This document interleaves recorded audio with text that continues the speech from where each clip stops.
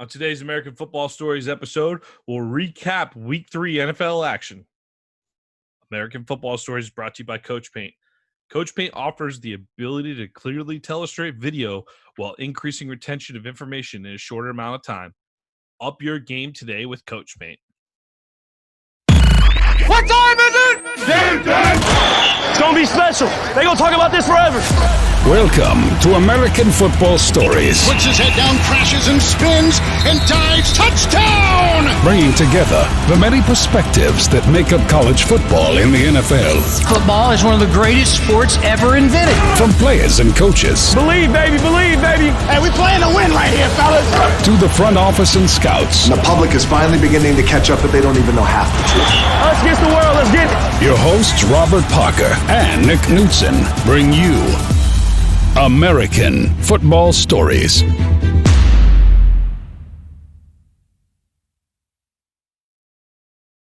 Welcome to American Football Stories.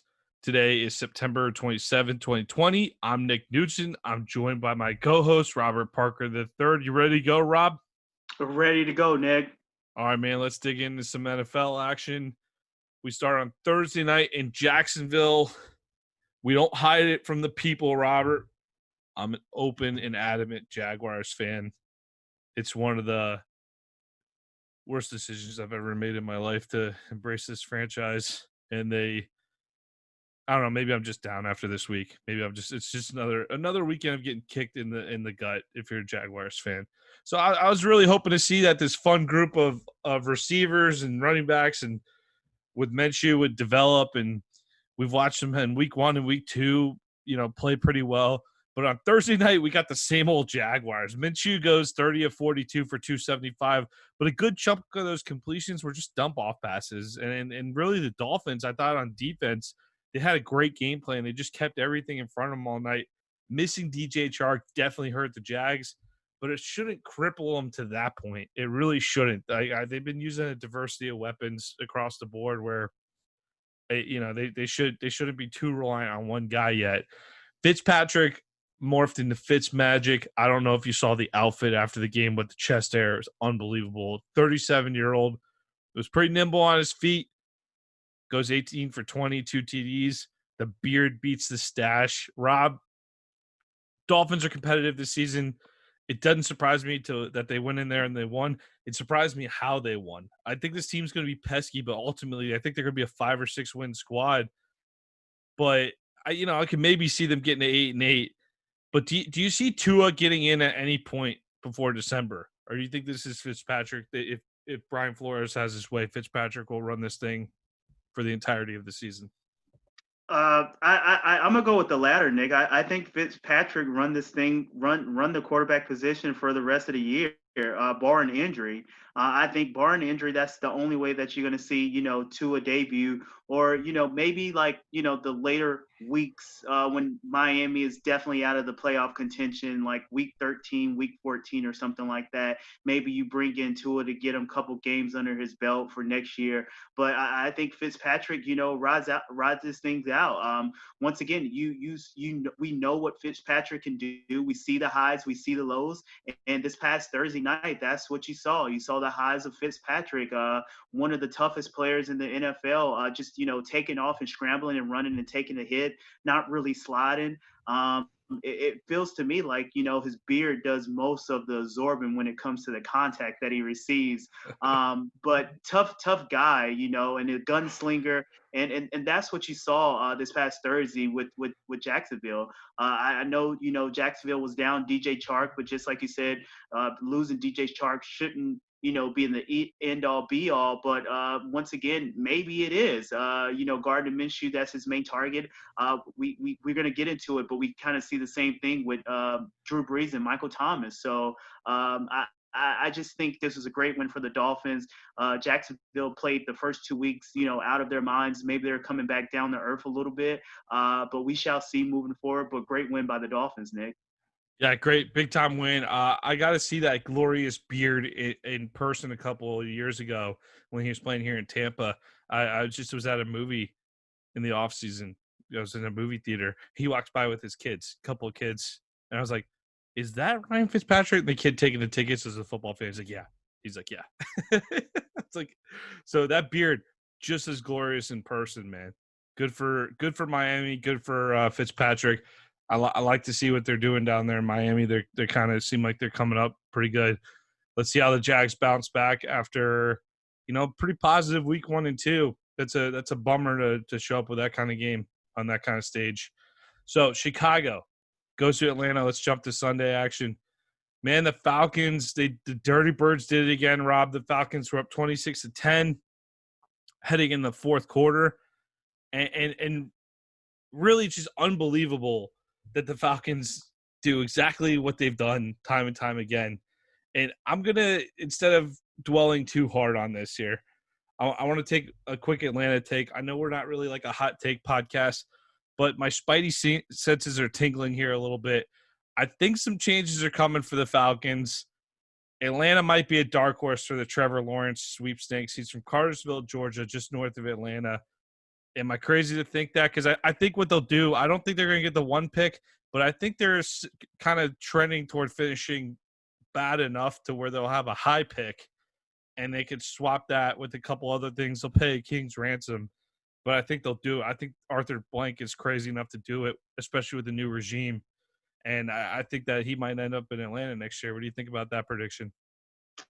I mean, it seems quite probable, but I know we saw 2 meltdowns from the Falcons, last week and this week. But once again, I think they're going to rack up some wins, coming up, because that offense is just too explosive. Once again, with no Julio Jones, they still put points up on the board.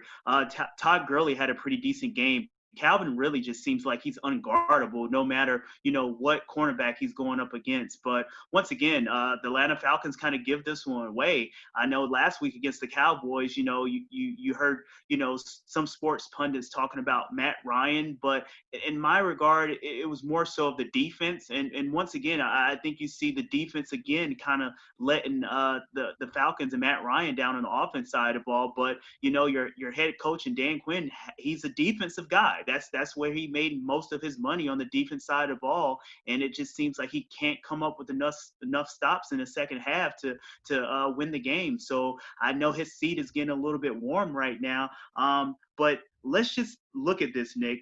So Atlanta became the first team in NFL history to lose back-to-back games in which it led by 15 or more points in the final period, and that stat is according to stats. So we had 2 games in a row where they led by double digits and they lose it in the 4th.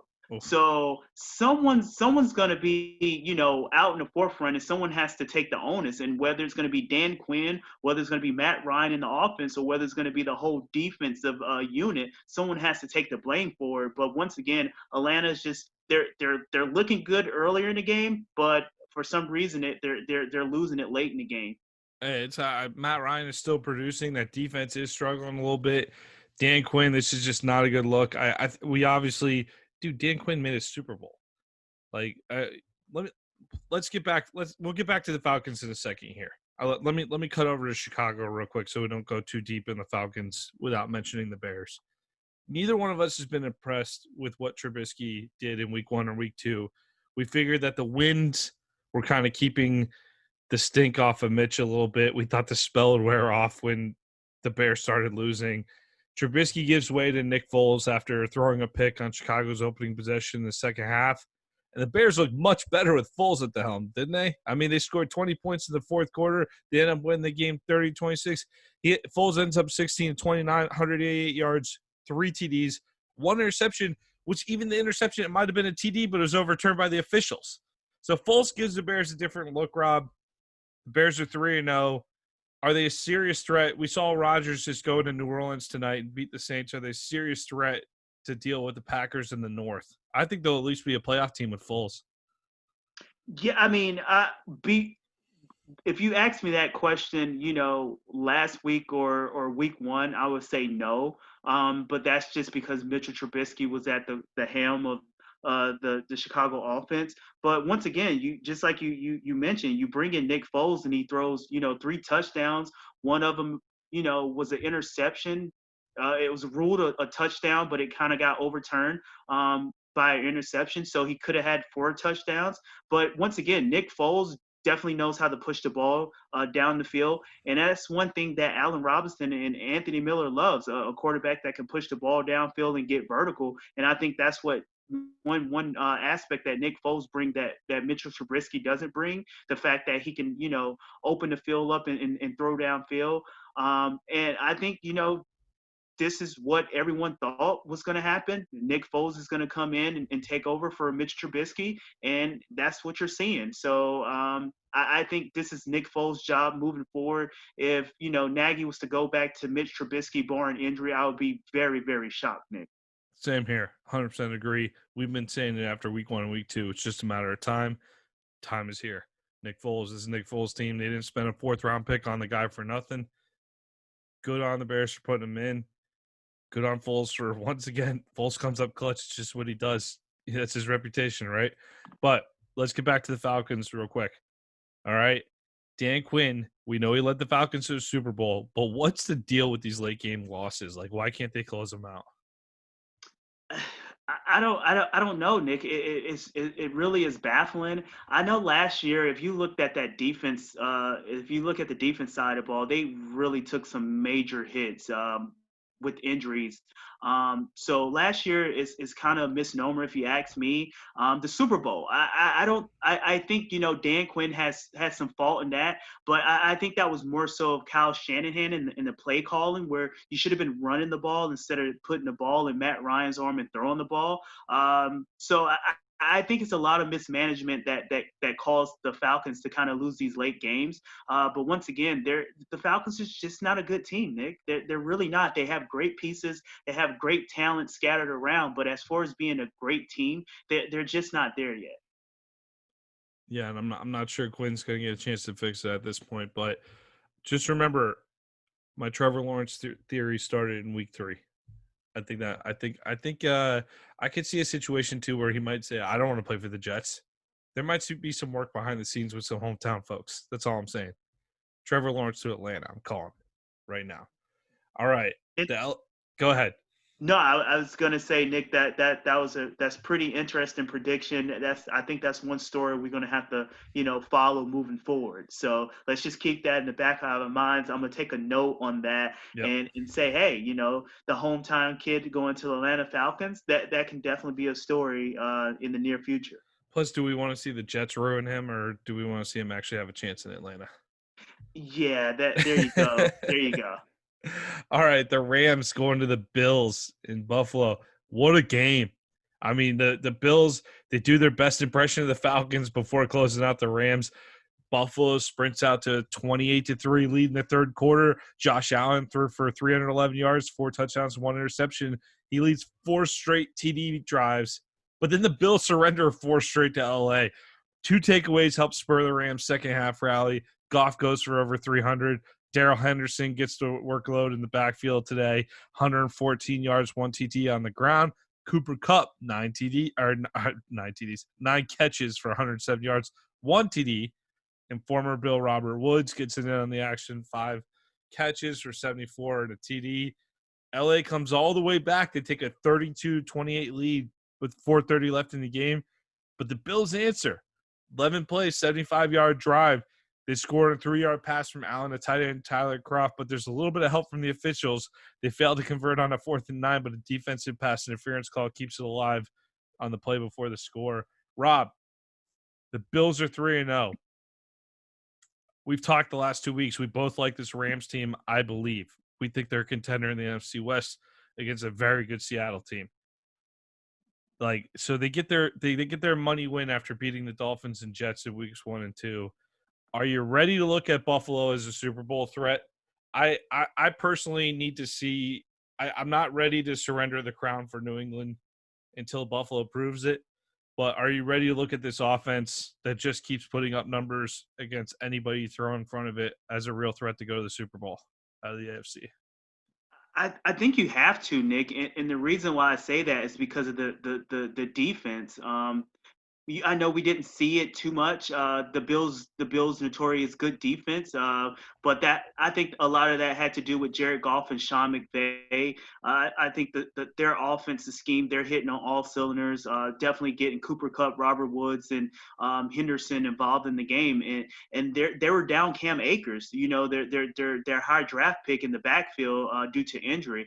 But once again, if Josh Allen can play like this week in and week out and get a solid performance from the defense and a solid performance from the ground game, I don't see too many teams, knocking, the Bills off from making it to the Super Bowl. Maybe you look at the Chiefs, you look at the Ravens, but I think you're going to get a better, look at those two teams after, this Monday night matchup.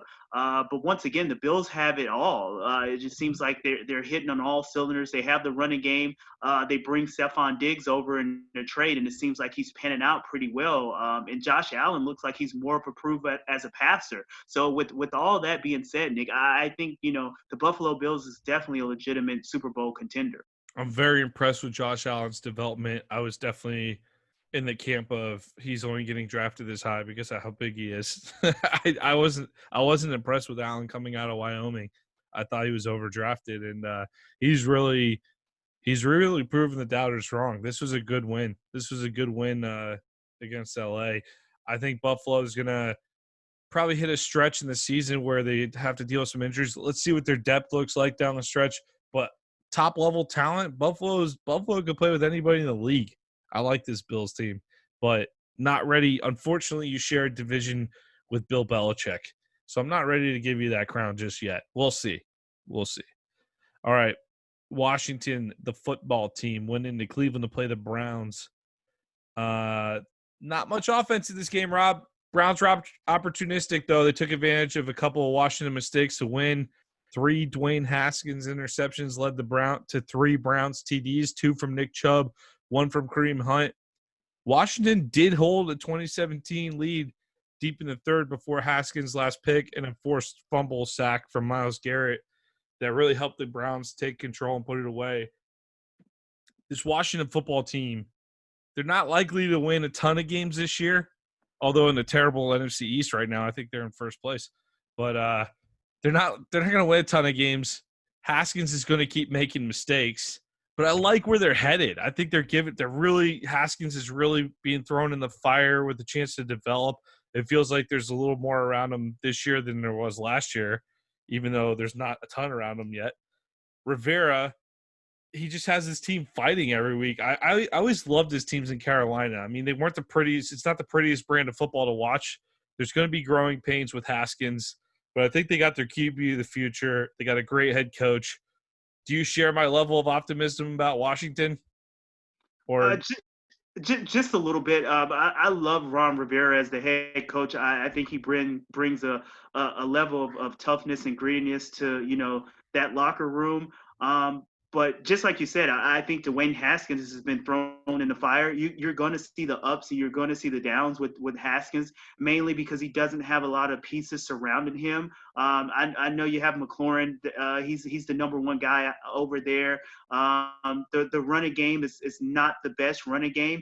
And one thing that you really lean your hat on when it comes to the Washington football team is that front seven. But it kind of took a hit today with Chase Young going out with a groin injury. So yep. We don't know the severity of that. But I think they're definitely building something there in Washington. But once again, you have to get more pieces surrounding Haskins to actually give a proper evaluation of him moving forward. But throwing 3 picks, you really can't do that. I don't care how many weapons you have and how many weapons you don't have. That's one way that you're definitely going to lose the game in the turnover battle. But if you're a Cleveland Browns fan, and we know we talk about the Baker Mayfield talk, but don't you just love to see him hand the ball off to Kareem Hunt and Nick Chubb? It just seems like the offense moves so fluently when they focus on the running game rather than the passing game. So I think Cleveland moving forward really should lean on that running game with the 2-back monster and Kareem Hunt and Nick Chubb. Nick, what are your thoughts on that? I love that combo, and I've been high in the Browns. I think everyone was a year early on them. I think they're making the playoffs. I wish they weren't so terrible in week 1 against Baltimore. That's the only thing that makes me nervous. I mean, this Washington team, though, that's why I wanted to compliment them. They're fighting every week, so it doesn't bother me that Cleveland had a bit of a dogfight on their hands. I think that's just who the Washington football team is this year. And definitely Ron Rivera's personality matches what they did in Carolina for a long time. The Browns, though, they face a big test next week in Dallas. And listen, the Cowboys, I know Dallas is overrated, right? Everyone talks about Dallas. They're another 1-2, but their 2 losses are down to the wire games against LA and Seattle. 2 teams that I like. I'm pretty sure you like. We just said that, right? So a win here next week in Dallas, it gives Cleveland some credibility. And really, my issue is this. People are going to expect Cleveland to go in there and play well, I think. And so far what we've seen during the Mayfield era is the Browns don't do their best work when expectations are high. They flourish when expectations are low and people are kind of writing them off a little bit. But when expectations are high, they kind of fall off, we've found. And granted, I'm taking a small sample size, but that's what we've seen so far during the Mayfield era. Do you see Cleveland handling the spotlight well next week in Dallas? Yeah, my level of optimistic is very low when it comes to, Cleveland being in the, the prime time or the spotlight games. And I think Dallas bounced back. Just like you said, Dallas is 1-2 right now, but 2 of those losses has went down to the wire, especially, the week 1 loss against the Rams where it pretty much, turned on, 2 particular, plays instancy. The 4th down with CD Lamb getting tackled short, and then the pass interference with Gallup and Ramsey. So those if Cowboys get those 2 plays back, they probably pull off that win. And then you had the Cowboys today with Seattle, but I think the Cowboys bounce back with the Browns. I do think the Browns make the playoff, but I think they fold to the Cowboys this coming week. Do we see a good performance, though? I don't care about a loss. I don't want to see a goose egg, like a terrible, like we don't even show up performance like we saw in week 1 against Baltimore. What does the performance look like against Dallas next week to you? I think we're going to see a pretty decent performance, and honestly, we should see a pretty decent performance from Cleveland week in and week out because they have the talent. It's Right. not like the Cleveland of old where it's just like, okay, I can't name 10 players on the team or let alone 5 players. Like they have some talent, they have some studs on both sides of the ball. So this game should feel pretty well. And I think Cleveland makes a game out of it, but eventually I think the Cowboys just gets the win at the end of the game. Dallas has given up 39 and 38 points the last 2 weeks. I think Baker Mayfield's going to have his opportunities if Cleveland goes in and gets flattened next week on the primetime national stage. It's just going to make me it's going to disappoint me. I'll say that. So, and surprisingly, that's slated for a 1 p.m. kickoff in Arlington. You don't see that too often. So, Brownies at Dallas next week. Big opportunity for the Browns to make a statement. All right. 0-3, Robert. We're going to get to your Minnesota Vikings now. All right. I'm sorry I started with the 0-3. This was a battle, though. The Vikings ultimately fell, but they didn't go easy. Minnesota shut down the Titans' offense early on, a 17-9 lead at half. I saw Ngakoue even got in the action, stripped the QB, forced a fumble.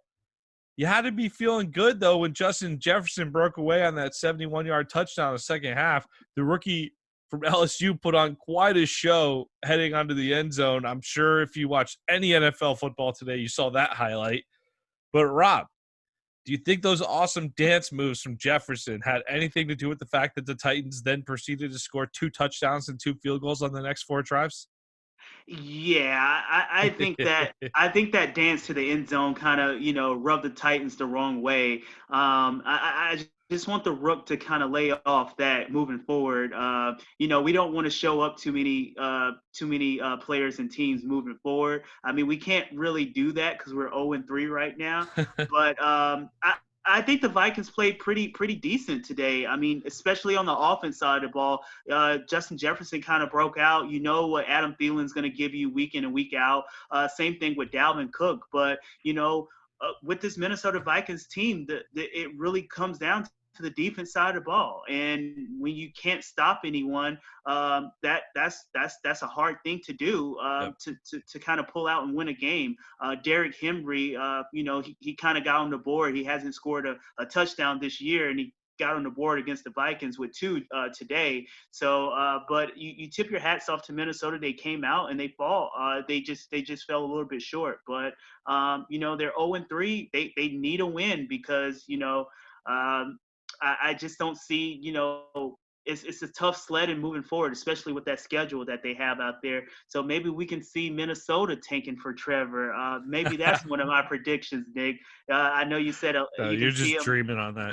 Going to Atlanta, but hey, maybe the Vikings can tank for Trevor. Well, I'll tell you what, if you lose to another Clemson quarterback next week, Deshaun Watson and the Texans, then we can have that conversation when you fall to 0-4. But until then, you got the Texans next week. Things are looking up. Okay, Tennessee finishes with 6 field goals, by the way, from 6 for 6 out of Steven Gostkowski. Good day for the Titans kicker. Big win for Tennessee to finish 3-0 and keep first place of the division, 31-30 over the Vikings. The Raiders, fresh off a big-time Monday Night Football upset over the Saints, they go into New England. And this was a highly competitive first half, but New England finally breaks through with the first of 3 Rex Burkhead touchdowns today for all you Rex Burkhead fantasy owners. The Pats roll in the second half. Sony Michel, 117 yards on 9 carries. The New England defense shut down an explosive Raiders attack that we saw against New Orleans last Monday night. Rob, the Pats end up winning 36-20. They're still, like I said, they're still the favorites in the East until Buffalo takes them down. But what's your thoughts on the post-Brady era so far after 3 games? Yeah, I know the talk over the first couple of weeks has been the play of Cam Newton. However, he kind of looked kind of shaky today. The Las Vegas Raiders kind of got some pressure on him, especially Max Crosby. They really made Cam kind of get out of his element. You really didn't see Cam run the ball too much. But just like you said, Rex Burkhead, career day, helped the Patriots pretty much get the win over the Raiders. And the Patriots defense did a pretty good job on Derek Carr and kind of balling up Josh Jacobs. But I think the loss of Henry Ruggs not able to suit up didn't give, the Raiders that deep threat option that kind of, keep the Patriots honest. So you saw the Patriots stack the box against Josh Jacobs, and they pretty much took Darren Waller out of the game. We raved about Darren Waller in his Monday night matchup, saying how, unstoppable and unguardable he was. But I guess Bill Belichick said, hey, we're a different team. We're a different breed. We know how to guard people. We know how to scheme around and take the best player out. And that's what kind of the Patriots did today. And they got the win, even with the, not so great performance by Cam Newton, Nick. Cross-country trip to New England on a Sunday 1:00 kickoff is not what you want to see if you're Las Vegas the week after a Monday night game against Drew Brees in New Orleans. So bad luck on the schedule. I think the Patriots we're starting to see the form that they're taking. They're not going to be a high-flying offense. They're going to be steady. They're going to take their time. They're going to pick their spots. And I like what they're doing with Cam Newton. I think Belichick is probably having a great time with this team. The expectations are all over the board. I think a lot of people just respect the hell out of New England and think they're going to hang in there. Can't wait for them to play the Bills, though. I'm very much looking forward to that first matchup. Next week, the Pats go to the Chiefs.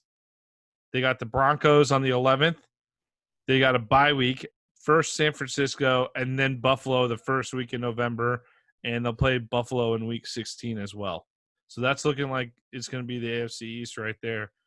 Pat's got a tough one against the Chiefs next week, though. So that should be fun. Man, Chiefs are drawing the Ravens and Pats back-to-back. That's interesting, though. All right. San Francisco comes back to their favorite stadium on planet Earth, MetLife Stadium, where last week, a bunch of 49ers were injured. They complained about the turf. This week, they're right back there playing the Giants after defeating the Jets last week. No problem. Niners take care of the business. It's 39-6. I know San Francisco has good defense. They're obviously not at full string.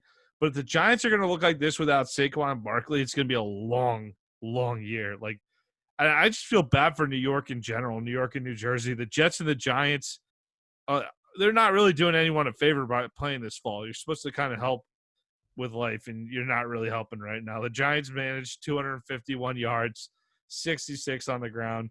49ers, they just use a steady attack from backup quarterback Nick Mullins. He goes 25 of 36, 343 through the air, 1 TD.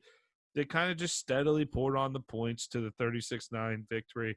Bright spot of the game for San Fran, rookie wide receiver Brandon Ayuk, 5 passes for 70 yards. He scored on a reverse handoff. 2-1 right now for San Francisco, Rob. They play Philly and Miami next. I'm guessing they're probably going to run that record to 4-1. But listen to this stretch after Philly and Miami. Versus the Rams, at the Pats, at the Seahawks, versus the Packers, at the Saints, versus the Rams, and versus the Bills. That's the 7-game stretch I just read you. You know I like this 49ers team before all the injuries, but it is what it is this year. I'm glad they overcame some adversity this week. But are we looking at a team that's setting up to lose 7 straight games in the middle of the season? No, I beg to differ, Nick, and the reason why is because of Nick Mullins. I mean, Nick Mullins has played really, really well every time he gets to start for the 49ers. If you go back and just look at the stats, Mullins has thrown for at least 220 in each of his 9 career starts. Pretty much that equals the longest such streak in 49ers history set by, the one and only Joe Montana. So with Nick Mullins back there, at the quarterback position, I don't think you don't have to rush Jimmy Garoppolo back. And if you can kind of, get some of your big time players that's kind of, banged up right now, get them back to scrim, I think the 49ers can make a late push and be back into the playoff contention and make a Super Bowl run again.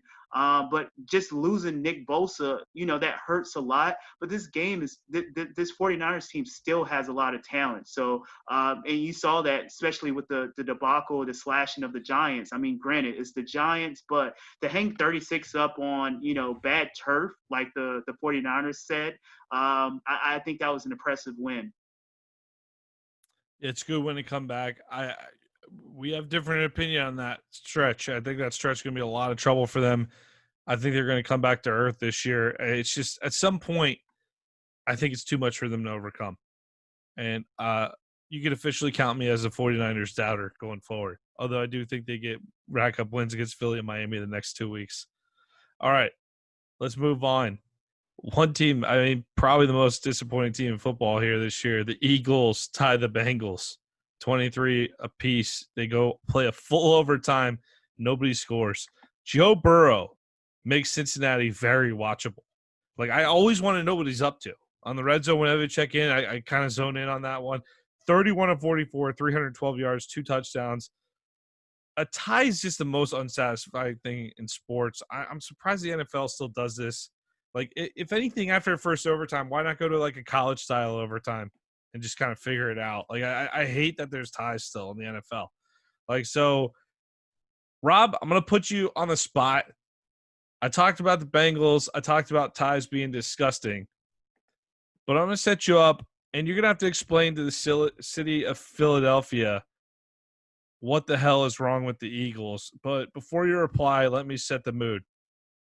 Boo!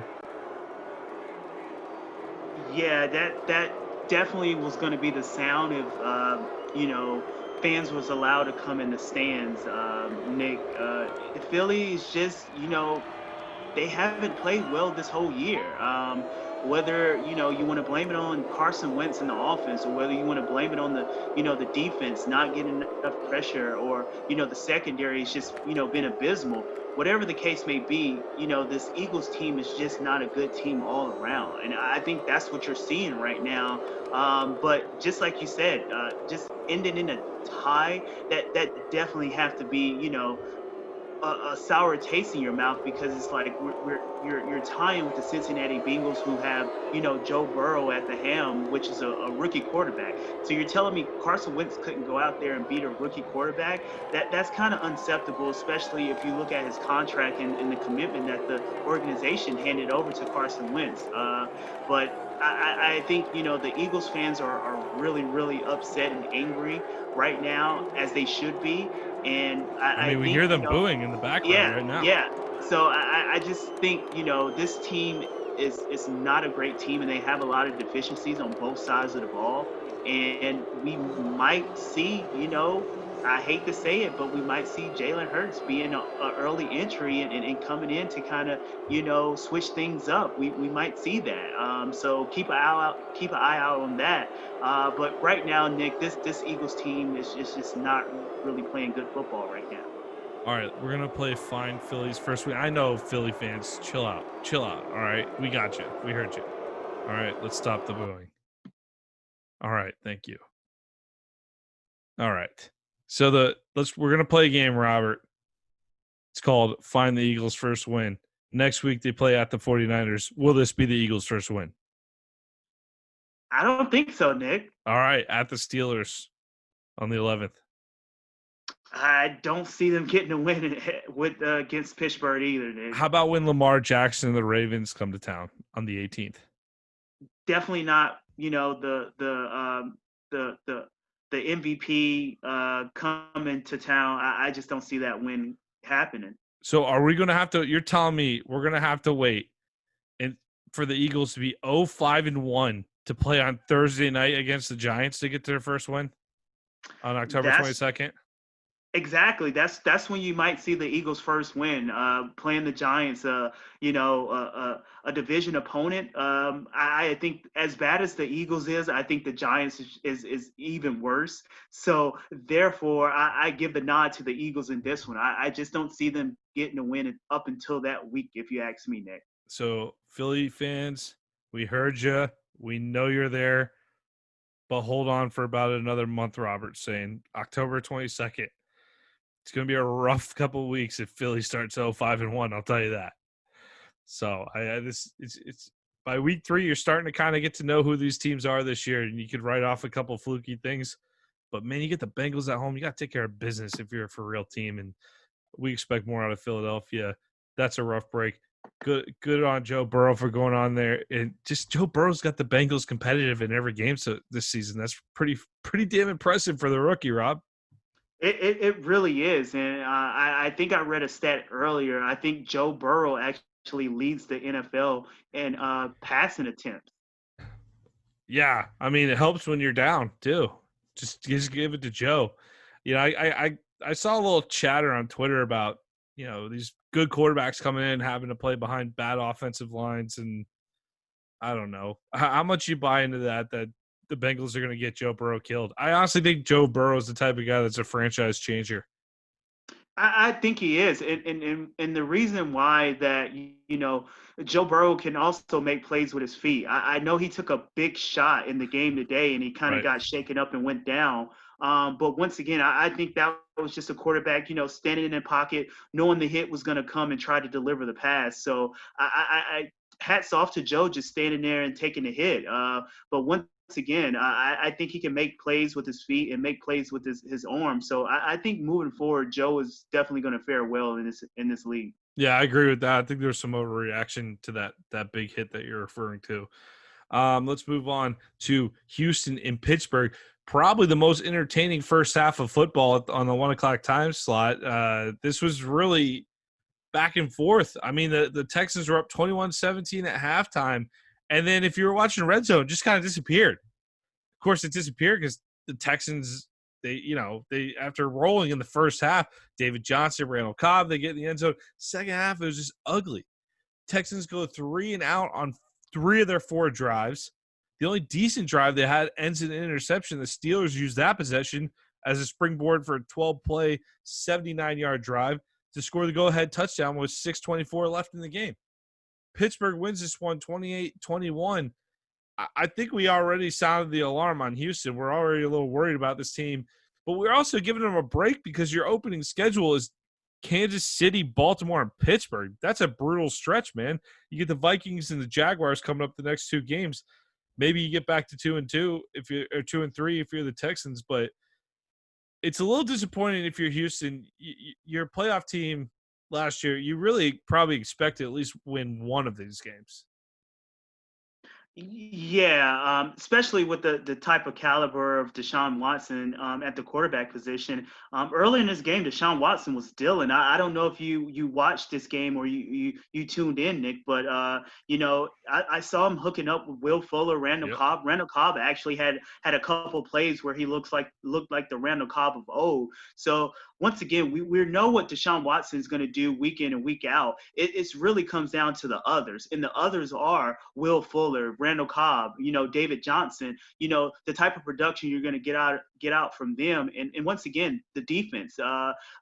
You saw James Conner kind of go over the century mark, and he pretty much ran the ball all over the Houston Texans defense. So I think once again, Deshaun Watson, we know what he's going to do week in and week out, but it comes down to the others and it comes down to the defense, which, the Texans are definitely lacking. And I know one play that I kind of really looked in is I think Deshaun Watson was scrambling and he got hit on the sideline by TJ Watt and he kind of got shaken up, but he bounced back up. So I think, the same thing that we talk about Joe Burrow, Deshaun Watson has that moxie where, I'm going to try to make a play no matter what. And I know that offensive line out there in Houston is not the best as well. So you just tip your hats off to Deshaun Watson and Joe Burrow for, keeping their teams in it. But once again, the Houston Texans is not a good team. I think we all knew that, they wasn't going to be the same team that they were last year, especially with the loss of DeAndre Hopkins. But 0-3, it's going to be the battle of the 0-3 teams next week going Houston and Minnesota, Nick. So we shall see moving forward. Two teams that have played good football the last couple of years are both 0-3 playing next week for the right to not go to 0-4. But one interesting trend, too, I pointed out that 3 of the 4 possessions in the second half were 3 and outs. They had 3 touchdowns and 6 possessions in the first half. The other 3 possessions were 3 and outs. So I think it's kind of feast or famine, it seems like, with Houston. It's like you got to just where's those like steady drives where you're at least keeping the defense off the field. You put those 3 and out possessions, 54 seconds, 2 minutes, 17 seconds, 2 minutes, 27 seconds. You're not really giving the defense much time to rest. So it's like at the very least, at least hold on to the ball. You're Deshaun Watson. You can get a couple of first downs every drive. You're capable of it. There shouldn't be, 6 3 and out possessions in a game. That just should never happen with Deshaun Watson at quarterback. That's a problem. At least get that running game going a little bit so that you can hold the football and help your defense out. And I think you'll start seeing some different results. But whenever you got Deshaun Watson at quarterback, you always got a chance. They certainly got a chance to bounce back and win these next couple of games. Let's see what they do. All right, the Jets. Rob, we're not going to spend a lot of time on this game. 36-7, Indianapolis Colts. I like the Jets to cover here. I was very, very wrong. This Jets team's painful to watch, the offense especially. Colts dominate. Defense comes up with 3 interceptions, 2 of which were run back for 6. We'll get a good look at this Jets offense on Thursday night. But do you think this franchise on the brink of making a change at the head coaching spot with Adam Gase? I think so. And once again, this Jets team is just it's not it doesn't have the talent. I mean, Sam Darnold, it really seems like he hasn't got into his groove. But once again, Sam Darnold really doesn't have any pieces around him. We go out to Cleveland, we talk about Baker Mayfield, but at least Baker Mayfield has Odell Beckham and Jarvis Landry to throw to with, Nick Chubb and Kareem Hunt in the backfield. Who in the world does Sam Darnold has to throw to? I know that. I know you're not talking about Braxton Berrios that way. I mean, don't get me wrong. I love Braxton Berrios. I love the way that he works out in the slot. He's kind of a poor man's, Hunter Renfrow or Adam Humphries. But at the end of the day, he's still working on making his name in this league.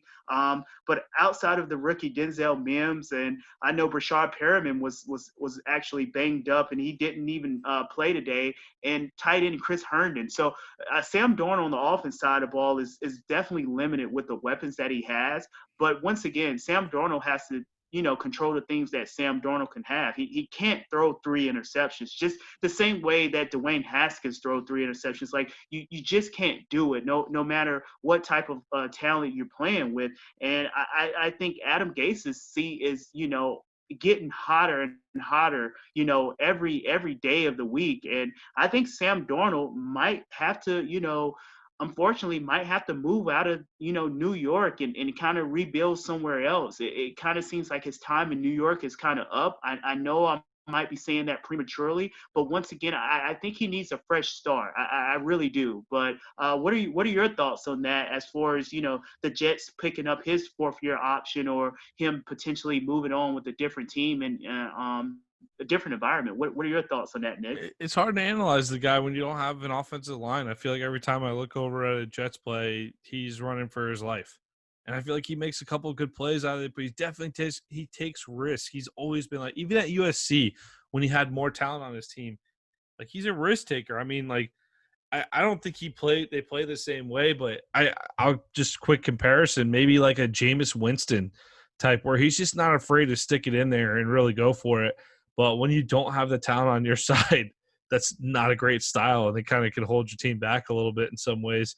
But I'd like to see him get an opportunity in a place, if it's not New York, in a place where he can get some protection behind him. I mean, like, hey, look, if you're Indianapolis, for example, that's an interesting move to make. Do you think you can bring him over and, study under Phil Rivers if Rivers plays for one more year? That'd be a good young quarterback to invest in with that kind of offensive line. What does Sam Darnold look like as the quarterback of the Indianapolis Colts? I mean, I would definitely say he will look like a better version of himself, if you ask me. I mean, just with the offensive line playing itself. But I think that's a story for another day. But once again, let's just get back on this Jets team and how terrible it is. And talking about Adam Gase, I don't see Adam Gase and Dan Quinn making it out, of this season. And if they do, it's definitely a miracle. But those two teams are just playing really, really bad football right now.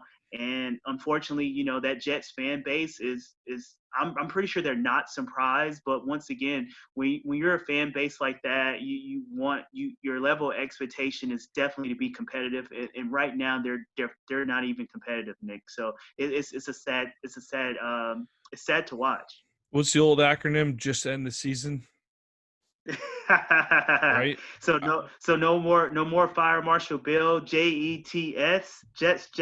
Oh, Fireman Ed, man. Yeah. Fireman Ed. Yeah. He retired though. I think he needs to make a comeback, because the Jets organization and that team just needs a boost right now. And I'm pretty sure they can take any boost that they can get right now, but they're just not playing good football, and it is a bad sight to see. But once again, hopefully they get their first win next week. Well, we get to fully take in that sight to see on Thursday night when they host the Broncos. So let's see how they do on a national stage. Just what you need when things aren't going well. Let's stick you on a national stage. All right, the Jets. Not good. The Colts, they go to Chicago next week. Nice performance by the Colts today. Did what you need to do. I believe Phil Rivers tossed his 400th touchdown today. That's something to note. Colts go to Chicago to face Nick Foles and the new look Bears next week. That should be a good game up in Chicago. All right, Carolina went to LA. They faced the Chargers, the Panthers. They rode 5 Joey Sly field goals to a 21-16 victory. Look, I don't see the Panthers as a great team this year. I think they're going to struggle a bit in year one of the Matt Rule era. But they're definitely better than I expected. I mean, they're kind of hanging around. It's 2 of the 3 weeks they've really hung around. And they made it interesting against Tampa Bay for a minute last week. Herbert and the Chargers, they come back to earth after a great performance against the Chiefs. They lose 3 fumbles. Justin Herbert throws an interception. But he ends up going for 330 yards. And LA nearly pulls off the Boise State Fiesta Bowl lateral play at the end of the game from Alan Eckler. If Eckler doesn't bobble this ball, Rob, it is wide open. He scores. And LA wins the game. I don't know if you happen to catch that play.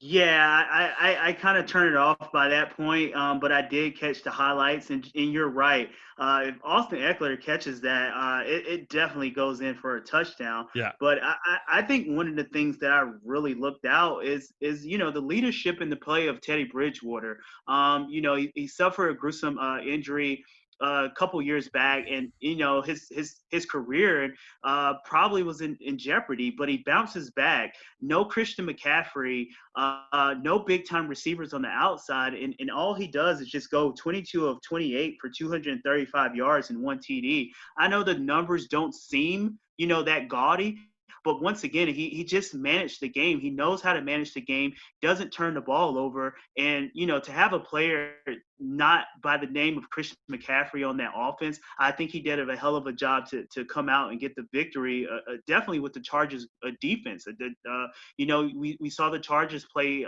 Kansas City Chiefs pretty tight last week.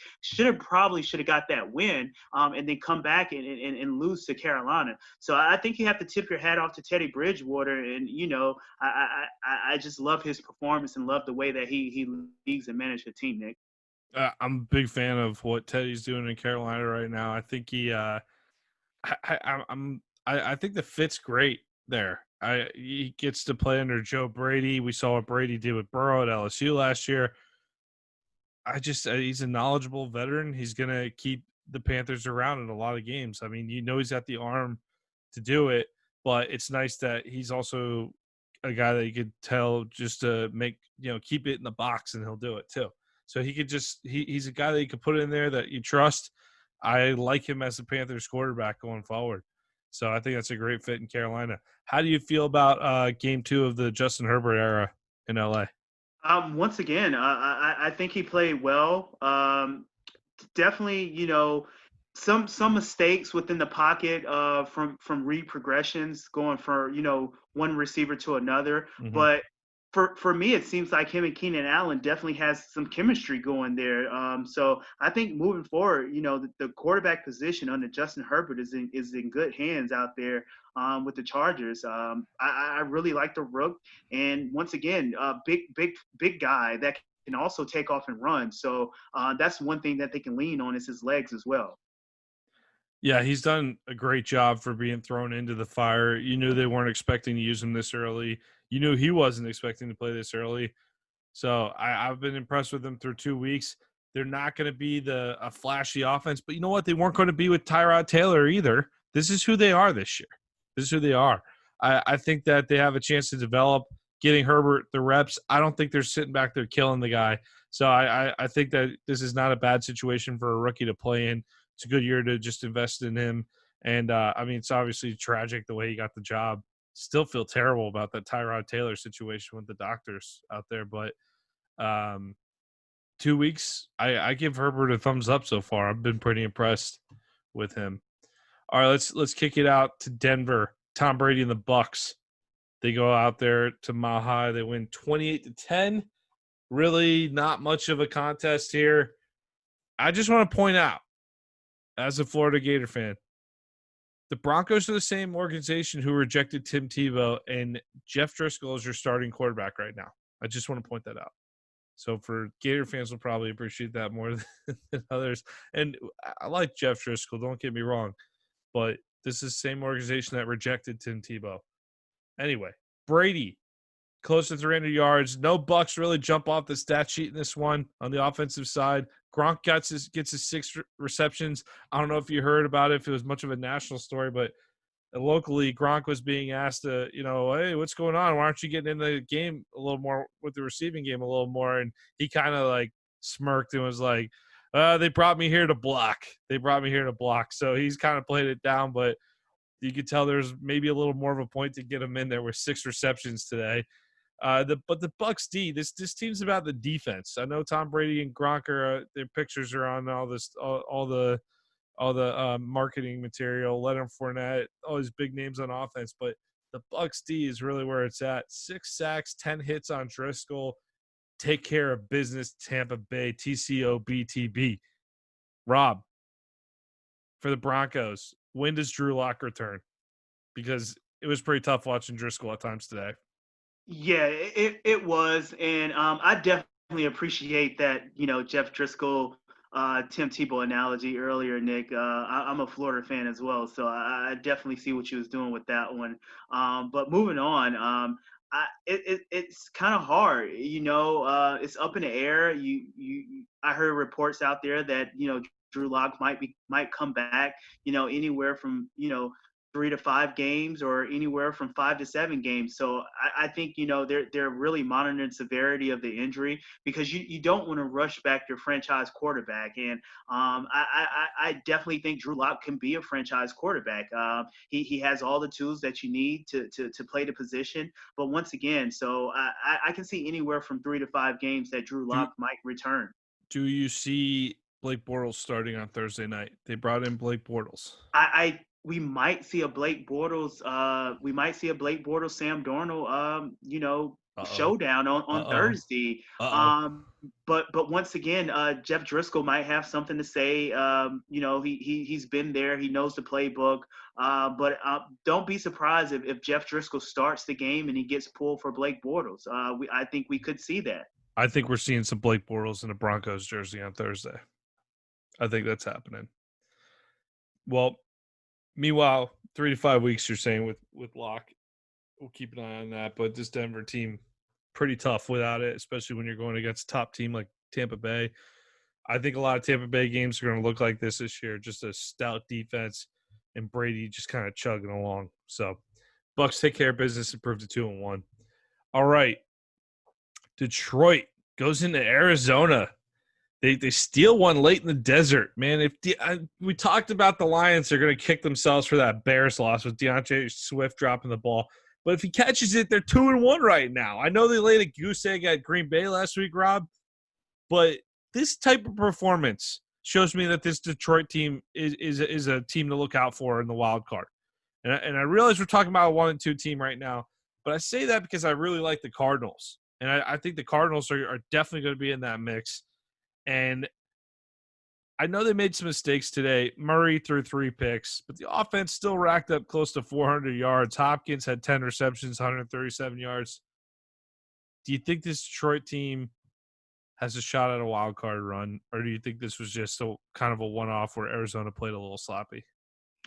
Yeah, I think this was a one-off, Nick. I think Arizona played sloppy. Once again, you mentioned Kyler Murray throwing the 3 interceptions. It seemed like every quarterback that threw 3 interceptions today ended up with a loss, and that's one of the things that you can't have. You have to amazing. win yeah. So you can't. You have to win the turnover battle, and Arizona didn't win it today. And Detroit comes out on top, just like you mentioned. Like they lose on a drop touchdown with DeAndre Swift in week 1, but they come and win it back with a Matt Prater 39-yard field goal. So, I mean, they kind of get that one back. But once again, I think this was more so what Arizona did than what Detroit did. But one person I would do like to tip my hat off to is the old man, Adrian Peterson. I was about to ask about it. He keeps getting it done. It just seems like him and Frank Gore has this challenge among each other to say, hey, who's gonna stay in the NFL the longest and who's gonna rack up the most rushing yards. So I think Adrian Peterson is really taking this challenge on head on. 22 carries for 75 yards. That's pretty impressive. 22 carries. Yeah, that's impressive. I'm stunned. I thought he was kind of an afterthought signing for Detroit, because you have Kerryon Johnson.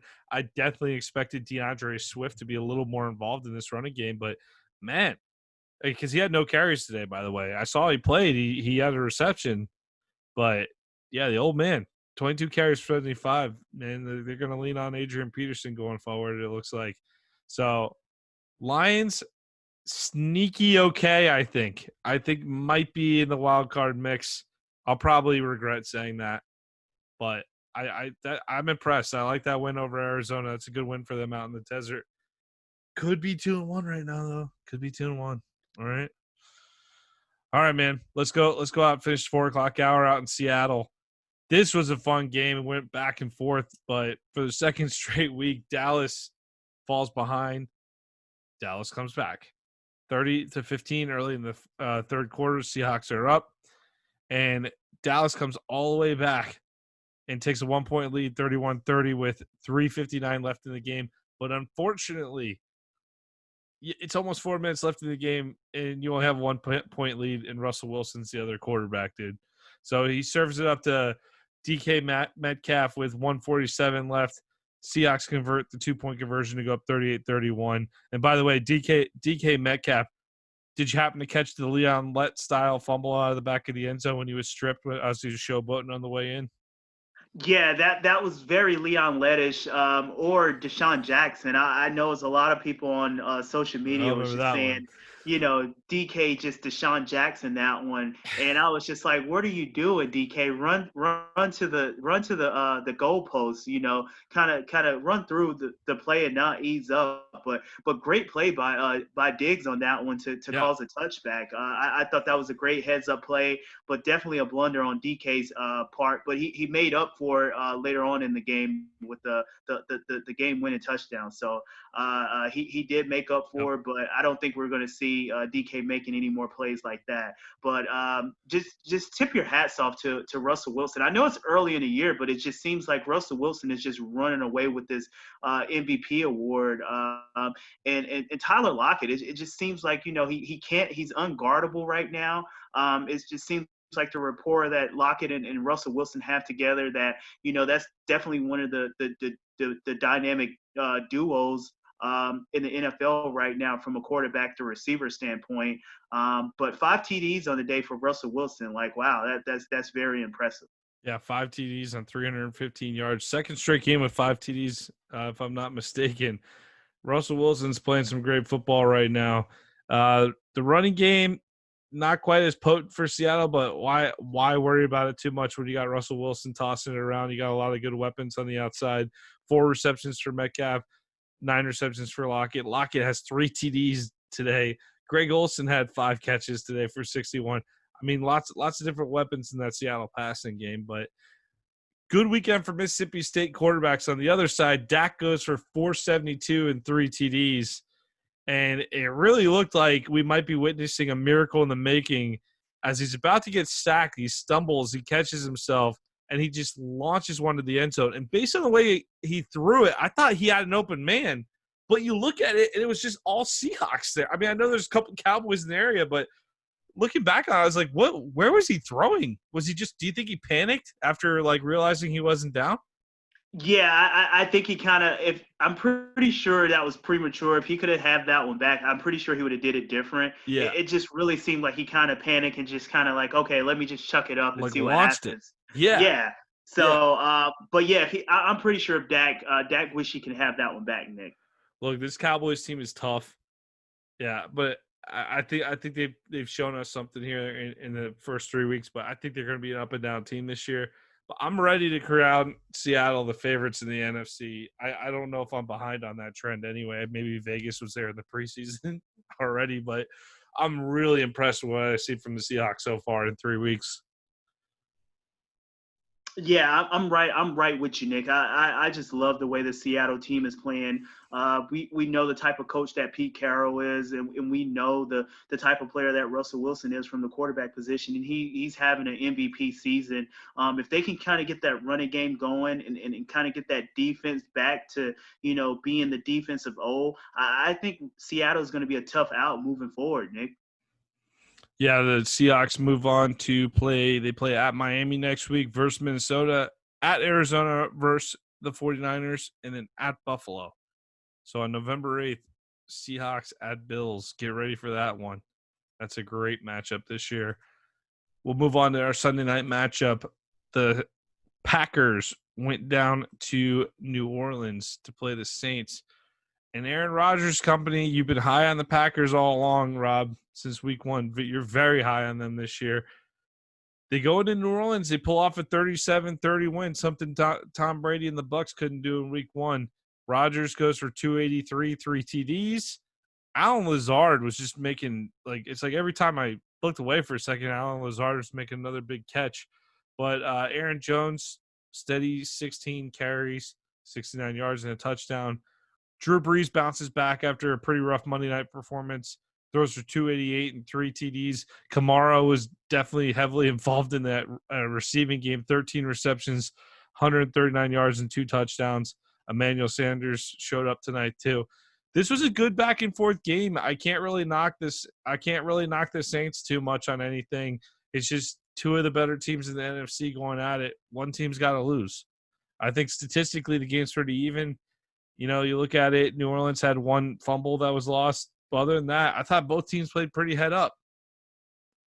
Yeah. Once again, I'm not worried about the Saints. Once the Saints get Michael Thomas back, I think they're gonna continue to roll.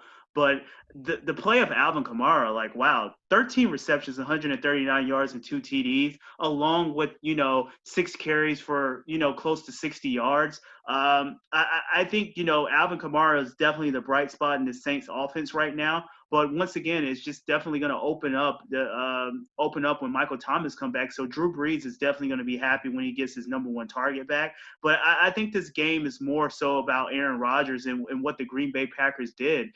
They came in and they got the win. I know we're talking about Russell Wilson in that MVP conversation, but Aaron Rodgers is right behind him. He's not that far behind him. So that throw that Aaron Rodgers made to, Allen Lazard, where he's drifting to his left and kind of like, fadeaway jump shot, back foot throw to Allen Lazard and drops it right in the bucket. Like, it's not too many quarterbacks in the history of the game can make that throw. So I think Aaron Rodgers is playing at an all-time high level right now, Nick. And I think this Green Bay Packers, once again, is going to be a tough out moving forward, especially when the weather elements start to kick up and people have to go to Lambeau. So I just think Aaron Rodgers in Green Bay is just playing really, really.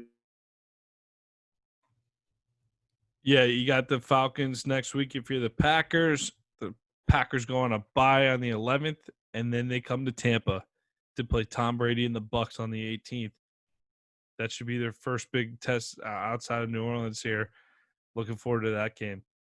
All right, Monday night action tomorrow. Kansas City, Pat Mahomes, and the Chiefs go to Baltimore. Rob, you got any early thoughts on that game? I just hope I hope it turns out to be a good game, Nick. I think these are the two of the the elite quarterbacks that we have in our league right now.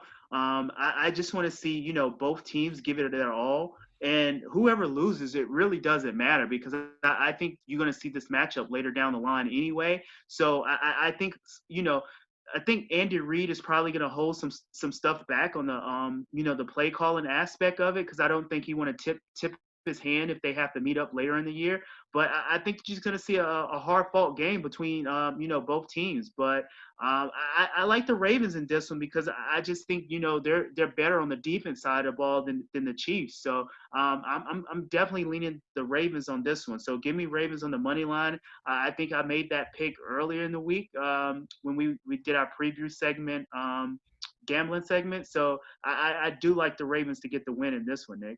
Yeah, I like Kansas City in this one, but it's also critical for me because Pat Mahomes needs 30 points to win me my week in fantasy, Robert. I mean, once again, Nick, I really don't think anyone cares about your fantasy right now. But I mean, Pat Mahomes, 30 points, that's definitely doable and manageable for Pat Mahomes. So you should be good on that front. But just going back to the game, I think Lamar Jackson is going to be a handful for that Chiefs defense. I really think, Mark Ingram and J.K. Dobbins is definitely going to, run and gash that Kansas City Chiefs defense, especially if they don't step up and be stout. But once again, you have Pat Mahomes on the other end. So even if your defense is not playing well, you're still going to be able to put up points. But I just give the edge to the Ravens in this one, Nick. I just think their defense is just a little bit too much for Kansas City, but it should be a good game. Give me that Chiefs Rams Monday Night Football game from a few years ago. That's still one of my favorite Monday night games of all time. I hope this is a high flying game. Lots of points. You're right about that Ravens defense. A little bit of concern on the Kansas City offensive line after watching the Chargers put so much pressure on them. I think Baltimore definitely is capable of doing something similar to what the Chargers did against the Chiefs, but I think that Mahomes, I think they're going to be very zoned in for this one. So I think these are your two favorites in the AFC right now going head to head, and they'll have each other's full attention. So very pumped for this one. Great Monday night matchup. Looking forward to it. Rob, you got anything to add to conclude week 3 of the NFL? Nothing else. Nothing else, Nick. Once again, I know we do have our Did You Know segment coming up. Let's get to it. So I'm definitely going to try to get the upper hand on you because I definitely think you stumped me in the last section. So I'm definitely going to lay it on thick this time. So I'm going to trick you up. I'm going to try to trip you up on this one, Nick. All right. Talking a big game. Let's get to it. The Did You Know question of the episode brought to you by Coachmate. Let's have it, Robert. So I know we've been talking about, Russell Wilson and his MVP performance so far. So I just want to throw this out there. So Russell Wilson right now has 14 touchdown passes on the season, right? Mm-hmm. Breaking Pat Mahomes' record that he set in 2018 for the most in NFL history through a team's first 3 games, right? Okay. So with that being said, Russell Wilson has become the 5th player in league history to throw at least 4 touchdown passes in 3 straight games. Who are the other 4 players that he's joined that list with, Nick? I know you're going to offer a hint on that, right? I get hints or no? I gave you a hint. Was you listening? Well, you said Mahomes. So there you go, you Nick. Just gave me one of the answers. I gave you one of the answers. Okay, that's a good hint. If you flat out gave me one of the answers, all right. Let's cut for commercial.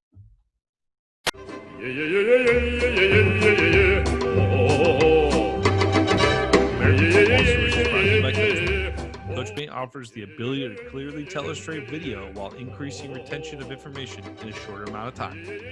Up your game with Coachmate today.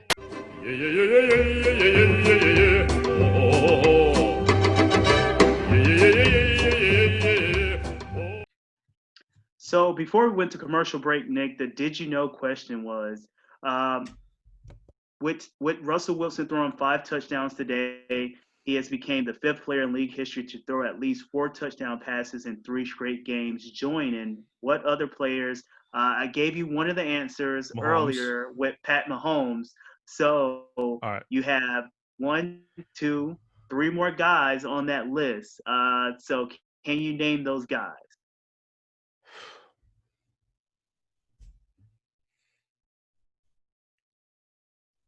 All right, let me ask one question. All right. Okay. Was one of the instances was one of the seasons before the year 2000? Yes. For one of the players. Okay. All right. So I'm gonna go. I'm gonna go Peyton Manning as one of them. I'm gonna go. So we already got Mahomes. So I just need to name 3 more, right? So I got Peyton Manning. I'm gonna go Brady for the undefeated season with Randy Moss. He had to have done that once in that stretch. Okay. And let's go with Dan Marino. Okay. So that's my other, So Mahomes, Manning, Brady, Marino. So I know, all-time favorite game show is coming back. So I don't know if you know one of those game shows that I'm referencing, but if not, why don't you share with me? If not, I will share. But it's called The Weakest Link right now, Nick. Yeah, what does that have to do with me? I mean, right now, if you don't get these, this Did You Know, I don't want to cast you off as being the weakest link. So I just want you to rethink and go back to the drawing board and run down the names again. All right, then I'm gonna do one at a time. You can tell me if I get the one at a time wrong, you can boot me off and cast me as the weakest link. Okay, I'm gonna give you a ding. Every right answer, I'm gonna give you a ding. I'm gonna give you a buzzer on the wrong answer. Okay, but it's got to be Peyton Manning. 100% sure on that. Ding, ding, ding, ding, okay. all day long on Peyton Manning. Yeah, all day long. Brady in 08 had to have done it. And No? Brady had Roethlisberger might have done it then. Get the fuck Rivers. Come on, man. Marino's on there. ding, ding, ding, ding all Okay. day with Dan Marino. All right, so I just missed. I got that. I need that last one. All right. Oh man, let's go, Drew Brees. Ding, ding, ding, ding, ding. Here we go. It's not. There It's you not. go. I don't get credit for the point. I don't get credit for the point on that, but that was just more for entertainment's sake for the folks at home. Damn. All right, man. Drew Brees. Yeah, I should have put him out there. Yeah, so just going back and just going back to the did you know question that we have for our audience. So once again, Peyton Manning, Dan Marino, Patrick Mahomes, and Drew Brees are all the players who throw at least 4 touchdown passes in 3 straight games. And you can add Russell Wilson to that list because of his 5 touchdown performance that he had today against the Cowboys. So that's a pretty short list, but you know, It's a great question. all Hall of Famers. So Yeah. in their own right. So I know it might be a little bit too early for, you know, Mahomes to kind of be in that Hall of Fame, discussion. I think Russell Wilson's kind of put himself there. We know Drew Brees is definitely there. So we're looking at all Hall of Famers right now, but that's a pretty short list, but really impressive list. Good question. Good question, man. All right. Any final thoughts on the NFL? We good to go. No final thoughts on my end, Nick. Do you have any final thoughts before I read us out? Nope. Go ahead. Okay, so with that being said, Nick, we would just like to thank everyone for listening to American Football Stories. Once again, we are powered by Coach Paint. Please beef up your scouting clips with Coach Paint. Please follow us on Spotify, YouTube, Twitter, and rate us 5 stars and tune in to next week's episode. Thank you.